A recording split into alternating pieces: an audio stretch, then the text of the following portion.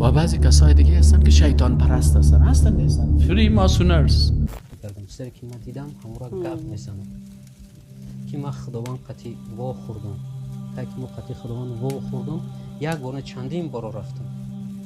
هر دفعه میگه دوست ما بشی قطعی، دوست ما بیا نزد من، تا که خواستی بیا، تو دوستی ما هستی.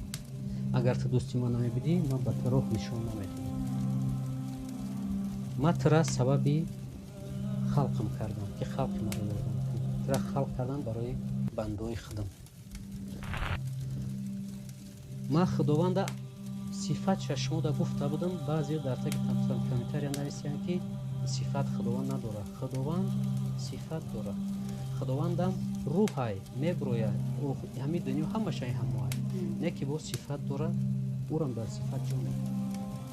صفت خداوند یک بچه یاشی قد روزه گفته بودم میگم، و یک بچه قد روزی یاشای موی سرش زرچه سخچرنگه، موی سرش. ما دیگر صفتاش نمیگم که بسیاری شیطانا بعد میگن که ما هم دیدیم، میگن تره گپای ما را ممکن تکرار کنن. ما بسیار کروش نمیگم، همین قشنگ میگم که وا خوردگیم، همین صفتش میگم. وقتی که یک روز گناه ها را جمع کردم و قطعی مخلوقای دیگه پرتلون میماندگی بردم و در روزه بیرون کردم، همم قطعشون رفتم نزد خداوند. تو خداوند معلومات را ما ای حضرت خضر میگرفتم، بعد استادم، بعد معلومات ای خداوند گرفتم. هم قیبین ما و شما همین قیبی ما دوستی خدا هستم که با خدا سویاز دارم. همین سخنان را با خداوند که صحبت کردم، خداوند گفت که ما ای عربای خودم راضی نیستم. اگر محمد صلی الله علیه و سلم باز میبود اول وای امتای ما را دستگیری میکرد، امتای گرد اطراف روی هر یک تایما در کاپ چیکای از تاریخ مون درس نمورمونه تاریخ مون آدمای میبره که تاریخ ترا میبره نشانت میته حالی آینده تا که تو کی بودی چی گناه کردی چی به خداوند ترا عبرت نتوجه روی کرد. ما با مصطفی دیوا خوردم که اخیر دفعه فهمیدم که او حضرت خضر بوده است. هوای کسمو را راه نشون داد، انا امی ایطوری سرم قپید ولنه رفت که تو تگی پوچوم یک گرمی سخت رفت. هوای کس مرا نشون داد که چی خیر روح تا ای بدن با میبروری، روح ای بدن میبروری، اسمون دروازه داره، کدام دروازه در رفتن در کاره با چیکو کردن در کاره. فقط روزای مگنی بوریده نبرو. مثلا هم استادمون را درس میدن، هم حضرت خضر چیدم.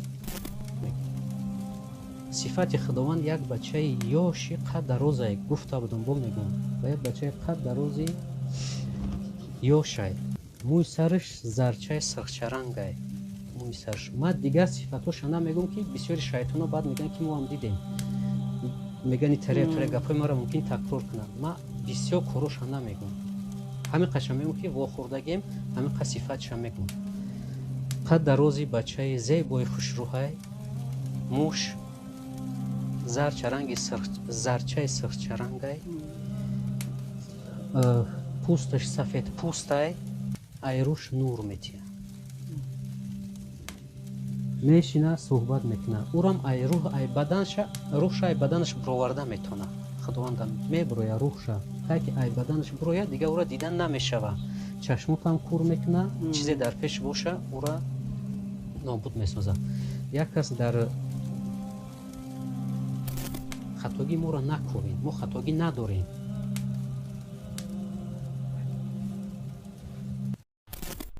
چرا؟ ما به خود دین داریم، نظام داریم، آیین داریم. پیرو کدام کتاب هسته؟ کتاب الله. در کل زندگی خود قانون خود قرار دادیم، تابع از اوستیم. مرگ به دموکراسی. این دموکراسی لعنتی از دنیای غرب آمده، ما را بی خود کرده. عزت ما، حیثیت ما، مرتبه و افتخار ما کدام دین است؟ اسلام. کدام کتاب است؟ قرآن. پیروی از رسول الله را افتخار خود قرار میده. الحمدلله. این مجلس بیبی، این جوانا را بیبی، ما به دنیای کفر اعلان میکنیم که دنیای کفر اگر هر قدر مصارف بکنی، محنت بکنی، زحمت بکنی، انشالله مصارفت در قطع خاک یکسان است. این جوانا اولاد وطن دین است، اولادی با غیرت است، اولادی با شهامت است. از دین خود دفاع میکنه نمیکنه؟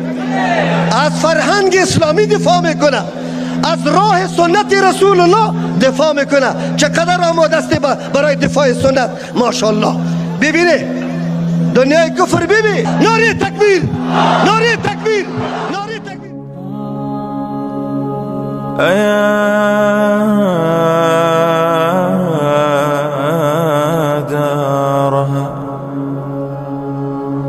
أيا دارها حييت دار